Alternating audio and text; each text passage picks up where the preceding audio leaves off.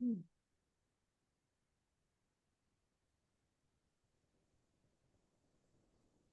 morning, those of you who are joining us. We'll get started in just a minute.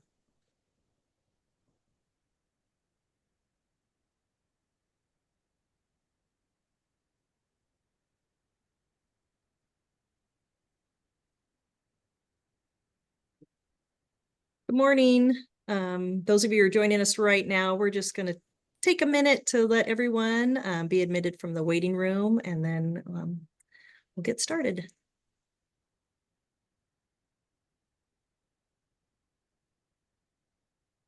Slide. All righty, looks like we're doing pretty well. So good morning, everyone. Thank you for joining us for PNACAC's second webinar of this year. This is the College Counseling 101 webinar series that we host every year, and this is webinar number 2. My name is Ray Peppley, and I am a high school counselor at a school called Owyhee High School in Meridian, Idaho, and Meridian's next to our capital, Boise. And I am one of the co-chairs of PNACAC's Professional Development Committee. And joining us just from her phone, because she's traveling, is Brittany Smith, and she's with the University of Montana. And she's currently traveling through Southern Idaho. And so she's just going to join us by phone and help me monitor the chat. But as I mentioned, Brittany is with the University of Montana, and she's the other co-chair of PNACAC's Professional Development Committee. And then we also have Martha Wilson, who's with the University of Puget Sound. She is joining us behind the scenes. She's PNACAC's tech chair, and we appreciate her so much. Those of you who joined us last year, you might remember that we had Zoom webinars, and this year we had to move to Zoom meetings, which means that you guys can be muted or unmute yourself, but we just ask that if you could keep yourself muted and throw things into the chat, that would really help us. Okay, so before I get started and introduce our wonderful guest today, just to remind you that you're here to learn information about how we can help our special populations as they kind of try to figure out how to get through the college application process, but just understanding more about our special populations can empower us to really serve them well. But just a couple of housekeeping items. As always, this meeting is being recorded because as a fellow college counselor working in a high school, I know how you can be pulled away at the last minute, just with student emergencies or staff things that come up. So please know that we will send you the link to this recording later. Also, again, if you have any questions, we're going to open up to questions at the end, but go ahead and throw your questions into the chat and we'll get to those in just a little bit. Something else I was going to mention. Oh, those of you who are seeking college, like the PD professional development credit, I'll put the link to today's assignment in the chat for you. All righty, so let's get started because I know that there's so much to share. Our two wonderful presenters are with a program called TRIO, College Access. I think I've called it the right name. Holly Kimbrell and Emma Arman. Holly, both are with the University of Idaho. So thank you for representing the Vandals today, you two. Holly is based out of Boise, the Boise area. And then and Holly works mostly with college students. And then Emma is based out of, she's up in beautiful Northern Idaho in, I believe, Wallace and Kellogg. If you haven't been there, you guys need to go on just on a drive and go visit Wallace and Kellogg. It's gorgeous. But she works at high schools. So I'm going to give them the floor because they are our experts today and just can't wait to hear what you guys have to share. Thank you. And thanks again for everyone joining us today. Appreciate you being here. Good morning, everybody. Let me get my screen shared here. And has that popped up for everybody? It is. Yeah, it has. Perfect. Lovely. Okay. Well, thank you, Ray, so much for that. And thank you, everybody, for joining us today. As Ray mentioned, my name is Holly Kimbrell. I am a community outreach coordinator and education advisor with a TRIO Educational Opportunity Center in Boise, Idaho.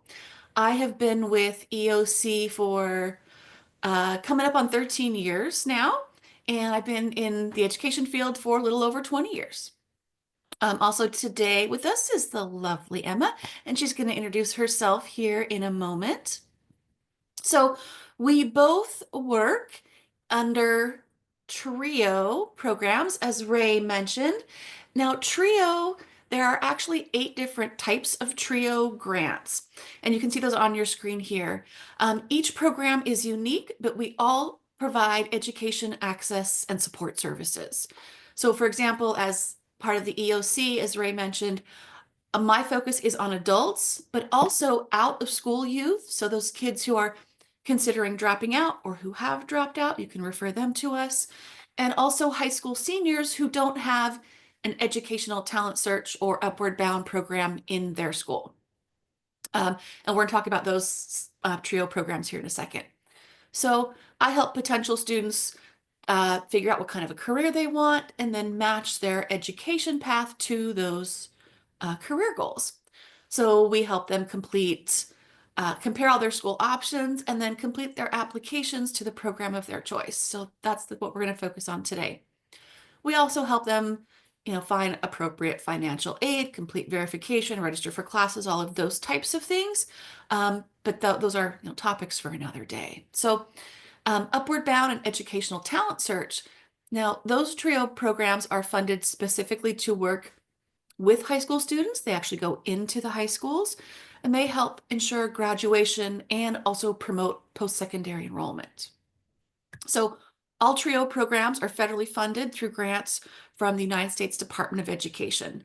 And when we are applying, when we're writing for a TRIO grant, we are required to write for a specific area, in my case, or specific schools in programs like Emma's. So we have to show that the places that we are attempting to serve have a large percentage of limited income and first generation college students, among other criteria, but those are 2 of the biggest. I can only serve, for example, students in Ada and Canyon County here in Idaho, and Emma has specific schools that she is required to serve. So one of the questions we get asked a lot is, well, where's the TRIO program in my school or my area? Because each TRIO program is a grant that we have to apply for, I can give you a link to all of the TRIO programs in the nation, but I can't actually answer, do you have one in Spokane? Do you have one there in Fairbanks or Helena? But they are all over the country. These are national programs. So I'd really encourage you to seek out programs in your area. So today, we have been asked to specifically talk with you about these special populations here. Populations that might need a little extra assistance through the admissions process. So these are the groups that we're going to be focusing on today. And we're going to talk about some of the difficulties that these students are likely to encounter and then ways we can mitigate that impact of those potential issues. There's going to be a lot of overlapping in these populations. So if you're talking about, for example, our first category, multilingual students, they may be refugees or their families are agricultural workers. There's a really good chance that those kids are also first generation, at least for the American college system, and low income as well. Kids aging out of foster care are also very likely to be limited income.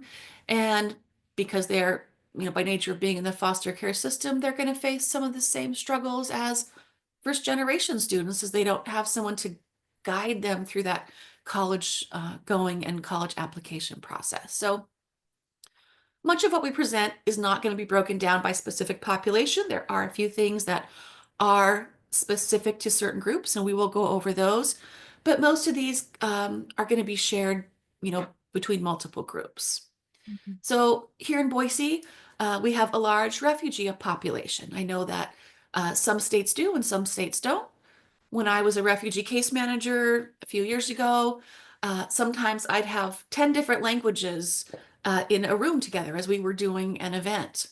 We have a large Hispanic speaking population here as well. Different areas are going to have different linguistic groups, but the issues are going to be consistent even if that language is not. So Multilingual is our first group here. With the next two groups, limited income, that's pretty self-explanatory. But first generation are students whose parents did not graduate from a four-year university before they were 18. And what study after study has found is kids who have one of these often don't have the knowledge to move forward, which is one of the things that Emma's going to talk about here in a minute. So,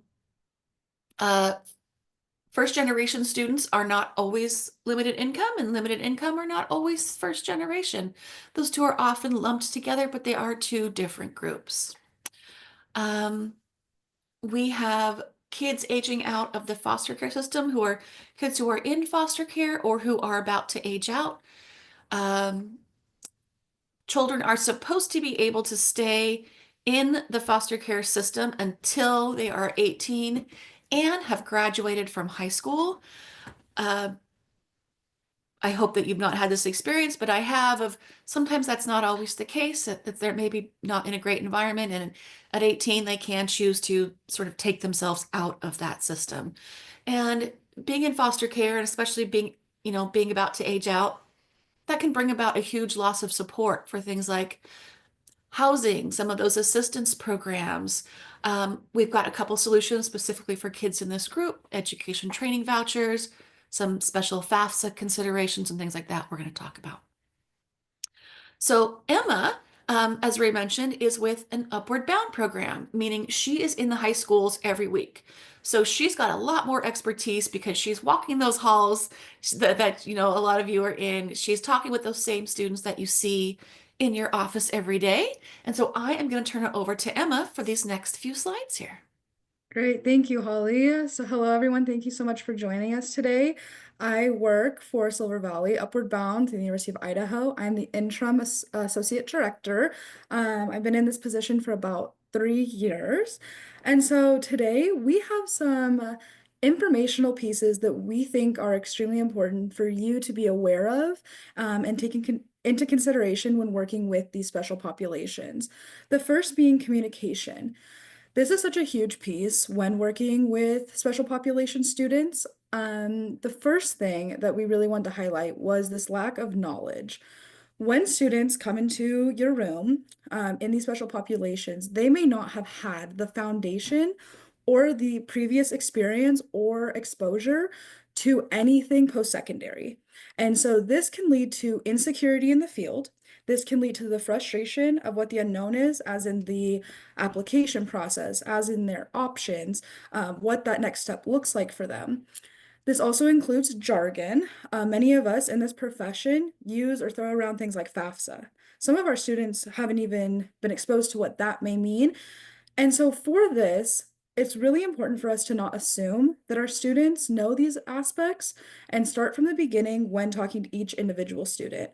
I like to think of like my knowledge is gone, and when I'm there with a student, I am working with them to figure this out together.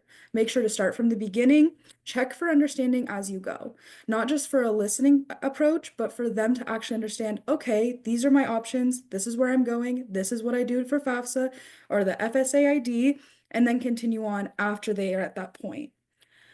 Like Holly said, some of our students have these language barriers.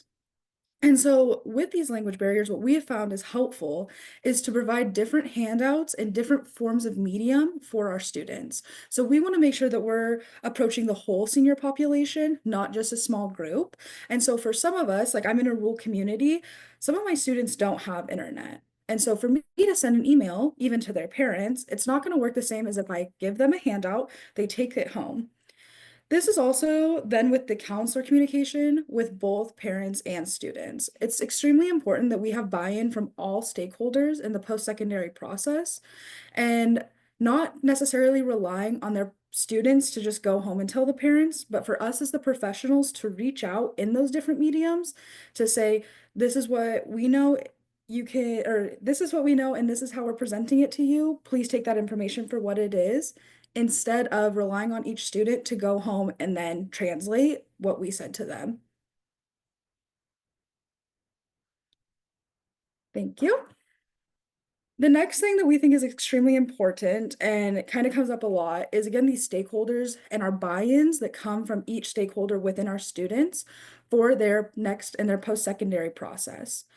So parents, when students come from these special populations, sometimes there is a lack of parental understanding or support.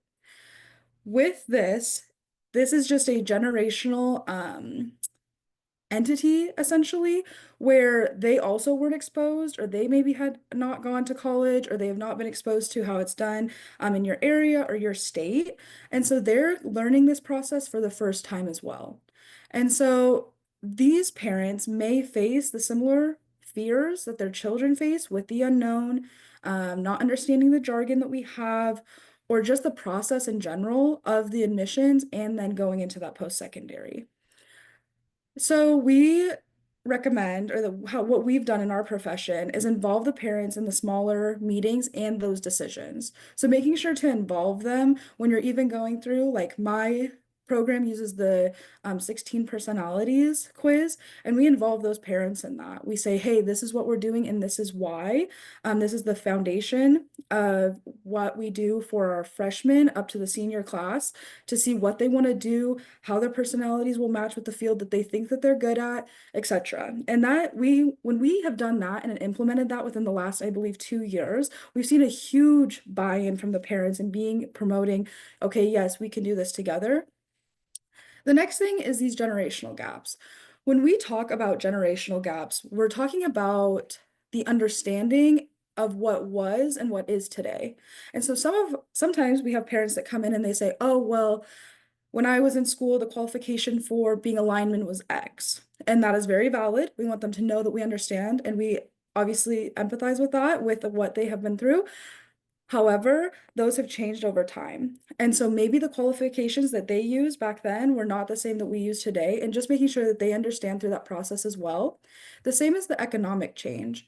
And so when we have parents that sometimes say, oh, well, my student may not need to go or apply for this school, I was able to do it with no schooling, or whatever their scenario is, we like to just bring forth like that is completely valid for that time period. However, if you look at the economic changes within your local state and country, then we can kind of work forward with that type of buy-in. The family conflict, guilt, and financial support from students. This is an extremely real issue, or just a presenting problem that we have right now with our students. And sometimes our students are the primary income, or they are just paying rent, or they're supporting their siblings with all the childcare. This is important for us to just have resources in our back pocket to know how to help with when these students decide to go on to their post-secondary, and saying, okay, this is your situation now. Here's some resources for you if that student decides to go on to a different state for a post-secondary program, or if they need a resource for extra childcare within our state has programs, our nation has programs. This is also to talk to the parents and the students and being very real with them about what their situation is and how to accomplish this post-secondary, what is viable for the whole family, not just the student. In addition, TRIO always uses alumni relations. And so we use students that have been through the program, that they have had similar situations as our students, and maybe even our students have known them from previous years. And we use their stories to help our students kind of see this is how they did it. This is the school they went to. This was their situation when they were at this high school with you. And this is how they got out of it, and kind of pairing those students together so that your seniors can see, okay, this is the application process. This is what they did.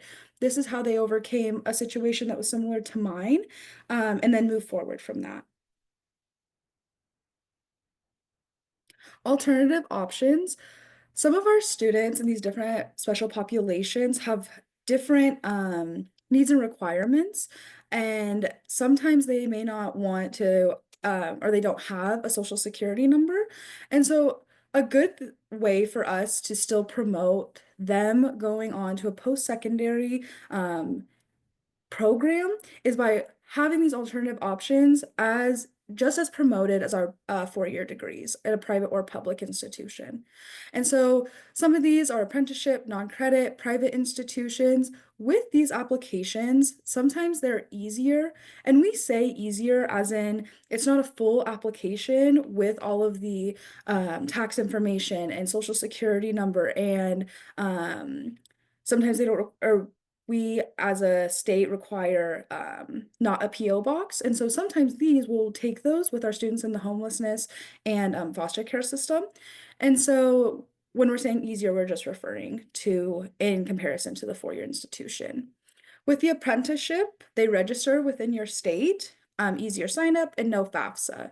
Non-credit is the same thing and no proof of graduation. And so if our student is still wanting to go on to a post-secondary program, but hasn't necessarily graduated, but gotten a GED, etc., then this would be a viable option for them. And then private programs, we're referring to cosmetology, lineman school, pilot school, things of those sort that may or may not take FAFSA. In our area right now, our local cosmetology is optional for the student. If they would like the help financially, then they can apply for it. And if not, then they don't have to. And so that student does not have to put forward that information if they don't feel comfortable.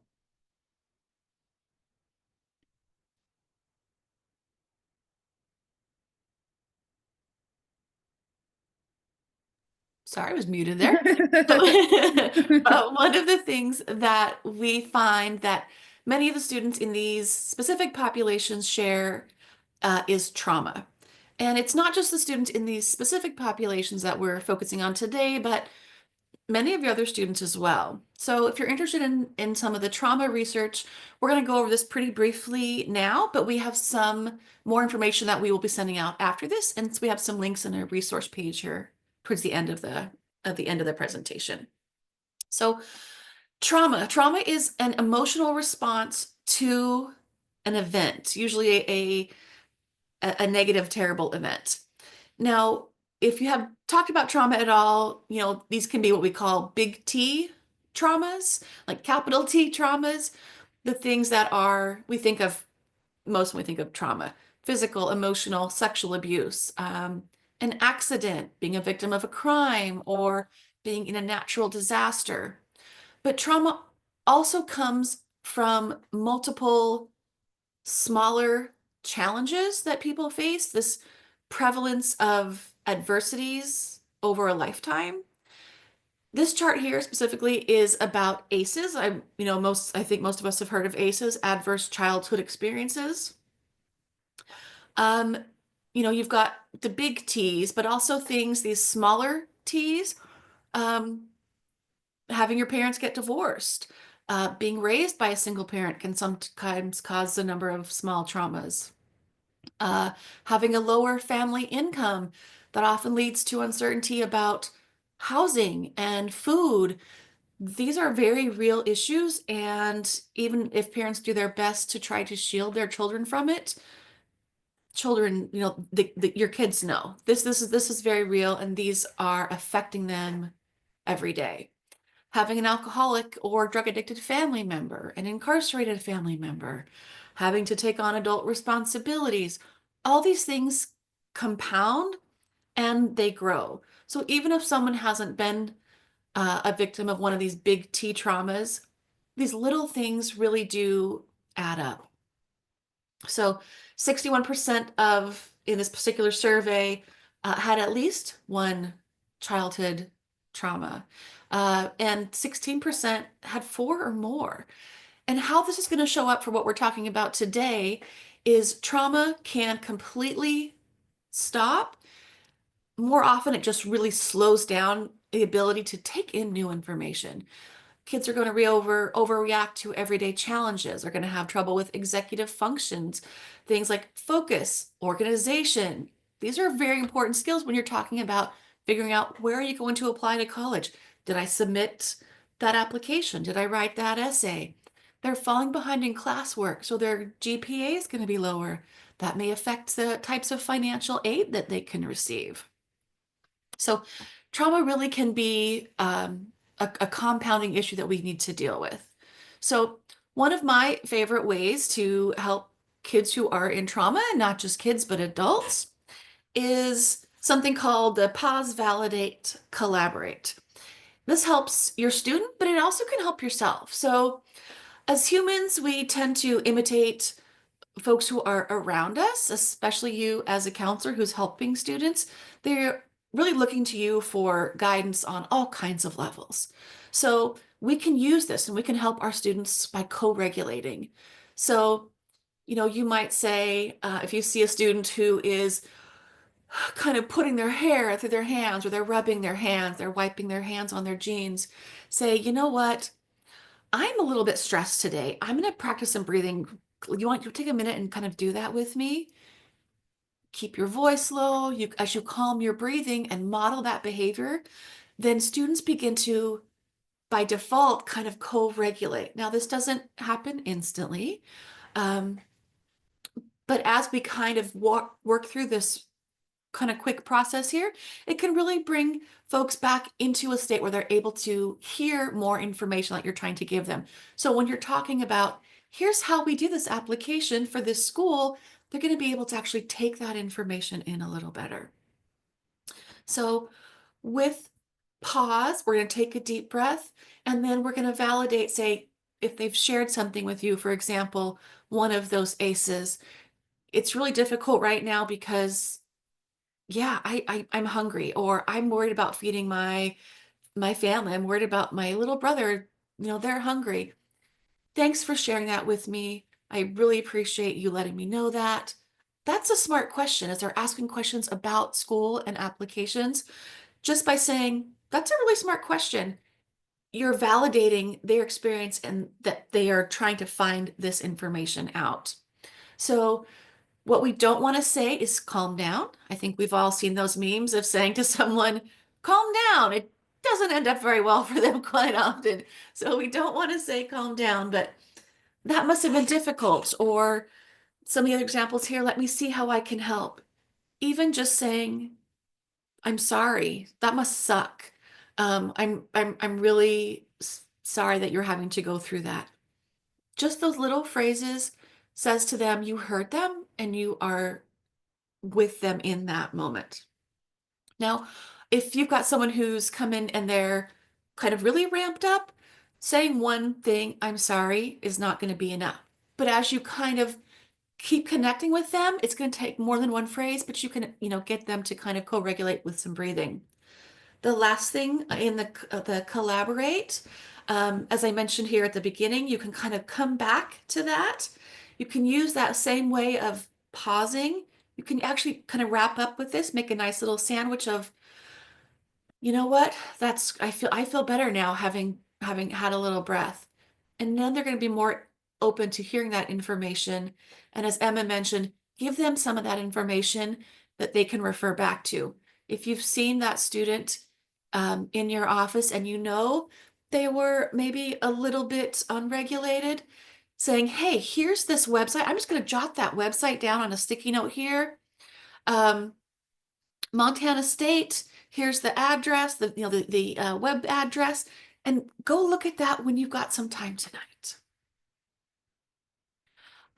If you kind of bring to mind other material about how people, when they move through the world, how they're able to take in information or not take in information. I always think of like Maslow's hierarchy of needs. I had a high school teacher who just really kind of she was all about that. So we know that you know how to address the physiological needs of your low-income students, those connections to food banks, getting them signed up for Backpack Buddies programs that give them food over the weekend, helping them find hygiene supplies, clothing vouchers. First of all, don't forget how empowering and how important those are. Those are very important to help students be able to think about next steps. So if they get their needs met today, those basic needs, they can then begin to think about how going on, to the next step. what we've got here in the next couple slides are some additional like next steps help. So it's important to make sure that we're not just getting kids into college or into programs and kind of making sure they're not supported. We want to get them supported in college, not just enrolled in college. Students who stop out in the middle of a term, they are most likely going to have to repay that quote unquote free Pell Grant if they're receiving that. Plus, they probably have taken loans. They're going to have a lot of money that they may have to pay without the benefit of actually getting the opportunities that the higher education is going to bring them. It also makes it much harder for them to return to college later in life. So if when they are 25 or 40, they want to come do some college later, they're going to have to come back and clean this up. So we really want to make sure that they have a whole web of encouragement and assistance. And that really can make the difference between a student staying in school or dropping out with a whole lot more baggage than before they started. So having connections at school helps retention. It makes students feel they are really part of this new place. They're set up for this new chapter of their lives. Students from unrepresented populations often need additional supports. Most kids are going to be homesick if they go to school away from home, but these particular groups we're talking about today may not have as many supports to fall back on. So what we're looking to do is create them at these new students. So what you can do is help your student look up these types of programs, these types of connections. Actually sit down and say, hey, you're really considering this school. Let's go and find some of these groups. These, clubs and teams. These can be formal or informal, a sports team, an academic team, any kind of club or team. Many colleges have learning communities in their dorms, so students are studying with peers who are majoring in the same subject, who are participating in the same activities. So you have some of those instant connections you're trying to leverage. One of the other types of TRIO programs we wanted to mention specifically is called Student Support Services.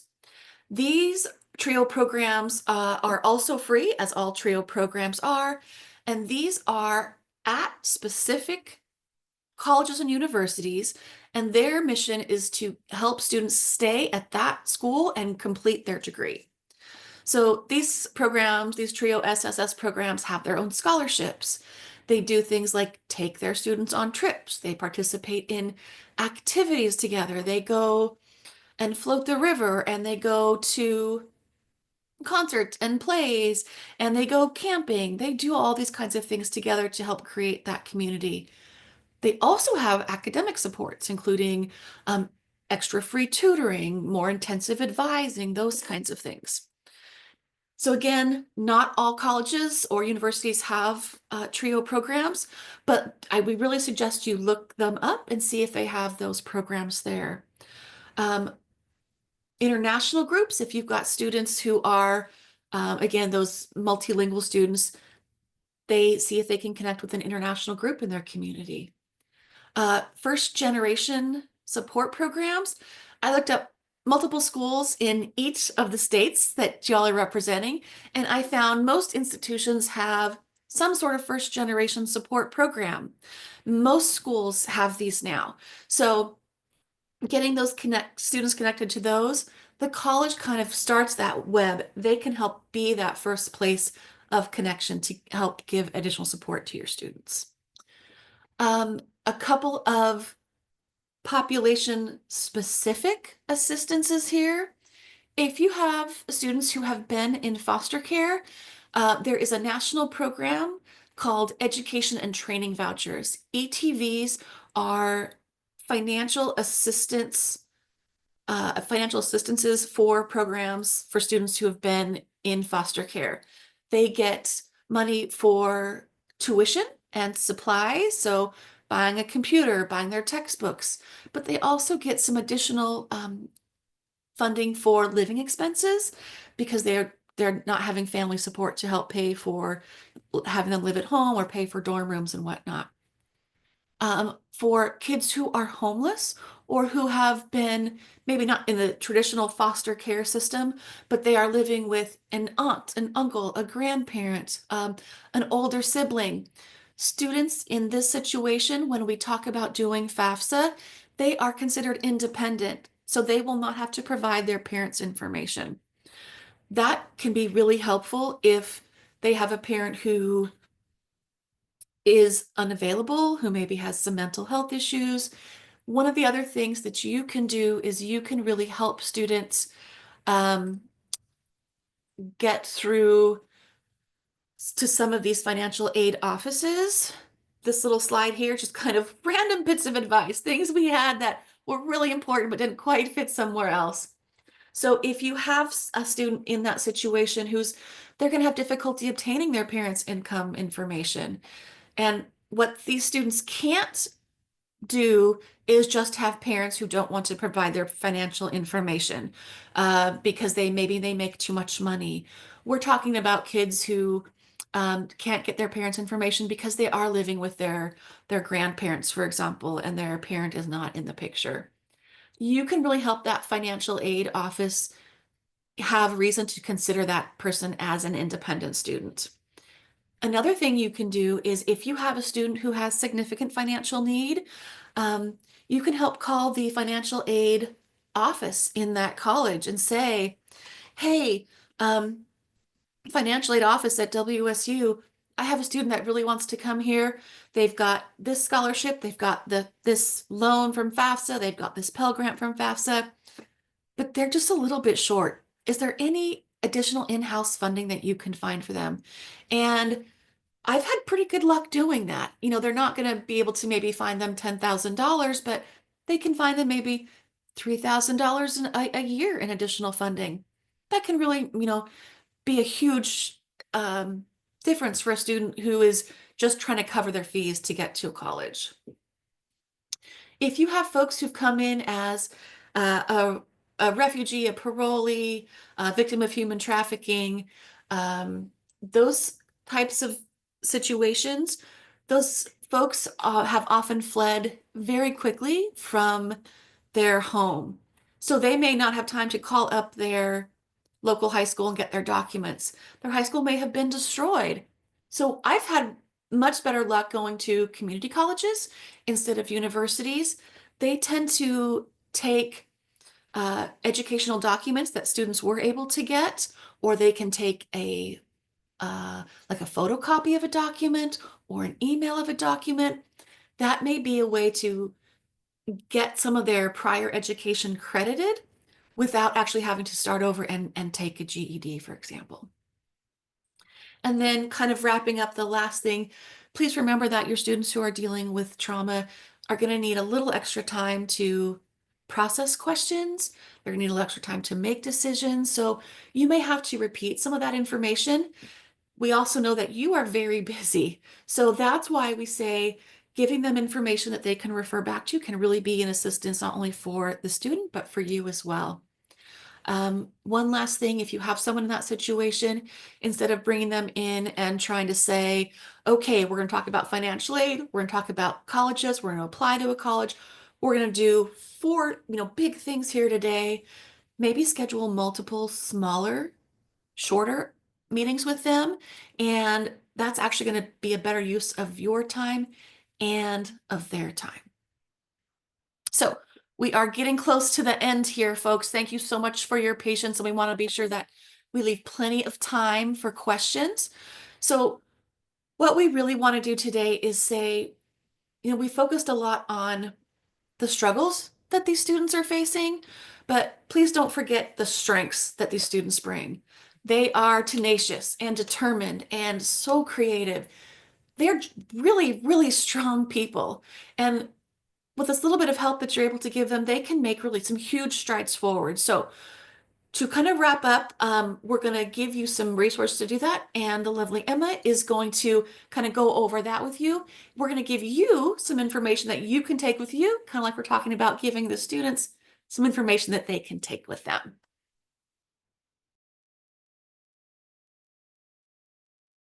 So we have some resources here for you. We are aware that you may have or know of some of these. We just want to kind of compile it all for you and make sure you had a condensed version of maybe some of the back knowledge that you already have. So for our juniors and seniors, FAFSA help and questions, they have added on a virtual assistant that you can type in questions now. This would be beneficial not only for your student, but possibly the parents. If I remember correctly from a FAFSA meeting, they're doing it in multilingual as well. I think Spanish is their first one that they're launching. The WUI School and Degree Finder, we're all a part of each one of us is in a state that has the WUI. And so this may be a good option for our students that may not have the means to go to a different school, but may be able to with the WUI exchange program. These two scholarships, the first one is a junior only scholarship that is usually due in December. If I remember correctly, I believe one student from each state that applies for this, it's a national scholarship, gets around $15,000. Very helpful for our students that come from these different populations.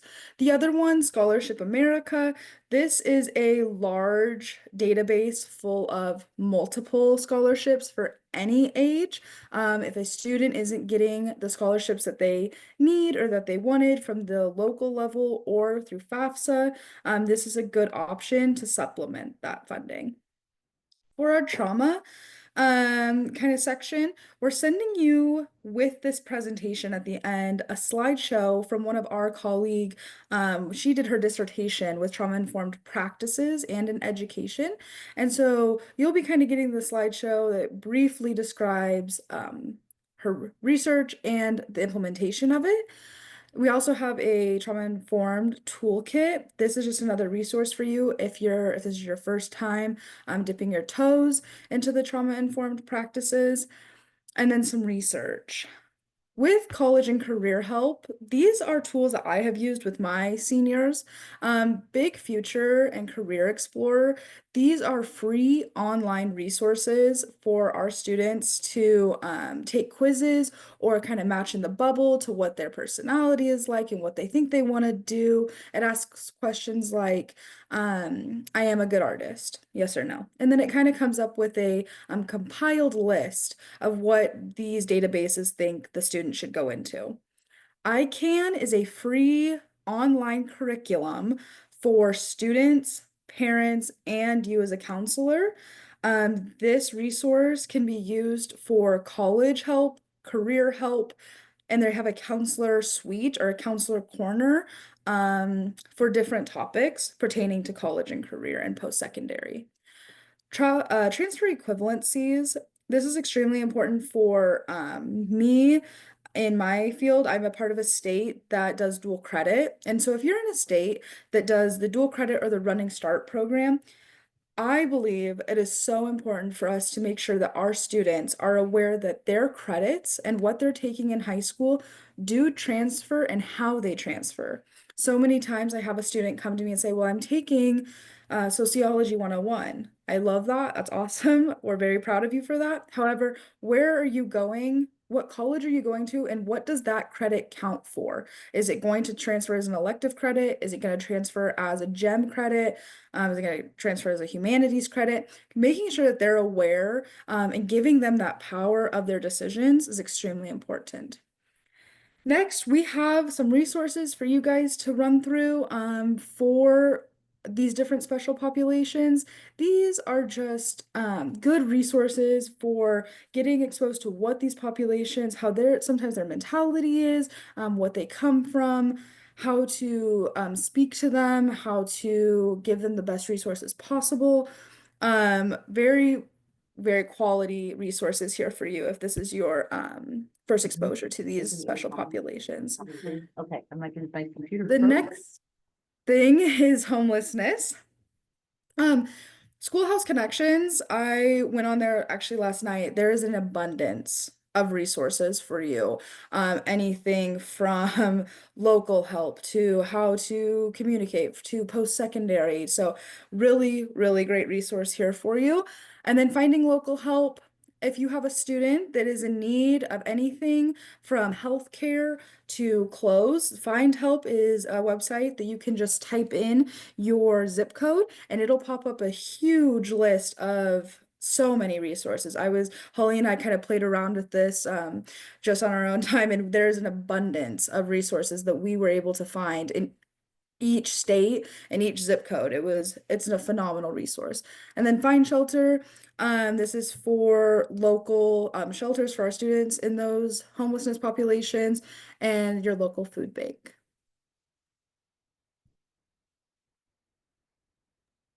All right. Thank you so much for joining us today. I am typing an answer back to someone who messaged me in the chat, but I just kind of wanted to explain again TRIO programs. So this particular person said, how can students get support from TRIO without being enrolled in college? I've seen TRIO services at colleges, but I'm confused as to if TRIO can provide supports if you are not enrolled somewhere. So that's going to depend on the type of TRIO program. So for example, Educational Opportunity Center and Upward Bound and Educational Talent Search, we are what they call pre-college programs. So our job is actually to help you compare the school, the program, the degree, and because we are nationally funded, we can help students compare programs actually anywhere in the country. So we are about helping you figure out where you want to go and then actually applying to that particular program, institution, degree, for example. I think the programs that you are seeing may be student support services. So with TRIO, with Educational Opportunity Center, Upward Bound, Educational Talent Search, our programs are administered through a university, but really it's just the money comes from the Department of Education, has to come through a school, and then we actually help people get into any school. So while Emma and I both technically work for the University of Idaho, we don't get people to come into University of Idaho any more than we would any other school. And we don't actually provide services to help people stay at University of Idaho. So we can help people get into any program. Shireen, I hope that was a good answer for you. The student support services, those are programs at specific schools. So if you are at Boise State University, for example, they have a student support program there, and they actually have like 5 different student support services, but one's for people who are studying to be teachers, one's for folks with disabilities, one is for veterans. Their job is to help you stay in that school, but there are trios that help you get into school. And maybe Ray, what I can do, perfect, thank you. Maybe Ray, what I'll do is when I send out the slide deck, there's going to be a slide deck of the slides that we had today. There's also, as Emma mentioned, going to be another shorter slide presentation that's about trauma. It is from one of our co-workers who is studying education, trauma education. You will notice that it's got kind of a sassy little title there on the front because I do want her to have some great credit for this. And I'll also send them the link to the different where you can find what TRIO programs are in your state, and it'll tell you what type of TRIO program it is and where it's located. Excellent. Excellent. Thank you Perfect. both. I do have a question, and Yes. I'll wait to see if anybody else has questions that they throw into the chat. So how does the FAFSA, when a student qualifies for the Pell Grant, say they are, like, I would consider them independent because they're living with a grandparent, but it hasn't gone through the court system. So it's kind of an informal, like they just haven't sought. Right. Does the college ask them to kind of prove Pell eligibility somehow, or how do I can. One of the Okay. really nice things about the FAFSA, the new FAFSA rollout, for better or for worse, we all struggled with that last year. Yes. But instead of just asking some very pointed questions of, are you this, yes or no? Are you this, yes or no? There's a question that says, basically, like, do you have any of these other circumstances? And so Okay. what you can do there is you can say yes to that without having to specifically at that moment say, I only have one parent, and that parent is experiencing mental health issues. So I'm living with this family member. What will probably happen is the financial aid office of this college is going to then ask for some additional information. Some colleges have specific forms that you need to fill out. Some colleges, especially in this kind of situation, will say, can you just give us, can you shoot us an email with a little bit of additional information? Okay. And the student can then say, I'm living with my grandparent, I have no contact with my parent, that kind of thing. And then the school will be able to say, yes, we are determining that the student is independent. Awesome. Oh my goodness, that's so helpful. And that, I've had students do that with things where it's not so cut and dried. The parent is manipulative. The parent, I believe had some mental health issues, but there was no diagnosis, but was actively trying to prevent their child from going to college because they wanted to keep them there and a little more control over them. We were able to talk to the financial aid office and say, this is the situation. It's not because they're millionaires and they just don't want to pay for their kids' school. That's the biggest thing why financial aid offices want parents' information, is because they're trying to see if that family should be supporting them financially instead of giving them grant money. Right. Okay. So helpful. Follow up to that is, I think I'd heard this before, but I forgot. So I had forgotten that if you get the Pell Grant, you have to stay all year. Like you can't leave mid-year, right? Or else you have to pay it You back. can leave mid-year, but you can't leave mid-term. Okay. So that's what I'll share with my, okay. Yeah. So to not have to repay that Pell Grant, you have to complete the majority of your term and the majority of your classes. Okay. So they're talking more there about, it's not like, oh, you had COVID and you were sick for 2 weeks. I'd say you have to pay that back. They're talking about those students, especially with these populations who get overwhelmed. Yes. And they go to school somewhere and a month, 6 weeks in, they just say, oh, I can't do this. And they just drop out. They just leave. They don't actually even officially drop out. Okay. Those situations are where folks have to repay that. Yeah. That's helpful. Because I've helped a couple that I've been able to see pretty quickly that they are Pell eligible. So I'll mention that when I work with them. So that's, and they can also go part-time. You don't have to go to school full-time to be able to use Pell Grant. It prorates. So it goes up and down with, if you don't, are you quarter time, half time, 3/4 time, full time? It goes up and down, which is lovely. Oh, super helpful. Yeah. See, anyone else have a question they want to throw in the chat? Maybe you're all feeling good. I don't think I had any more questions. Maybe one last question for me. Let's see if anybody is still thinking about things. I looked up ETV, and I forgot what the acronym was for. Education training vouchers. Training vouchers. And they can, like, if I have because I do have a student in foster care, but with a family member. So I don't know if they still work with health and welfare. I don't know. Maybe they do. But you can use those, like they could seek that ETV support now, not when they're in college, right? It is when they're in college. It's when they're in college. Okay, I will give that to the student just so they have. I was just in a meeting. Maybe we have to do some more details about this, but I was just in a meeting where they could use it at 16, and maybe that's just an Idaho thing. So please take this with a grain of salt, because I was more concerned about, they were saying you can use this for a hotspot. And I was like, oh my gosh, we'll get all my kids on it. Like, let's do this. Yes. So I would research for your state in particular, and kind of go forward, because we were hearing that we could get our students some extra support when they turn 16.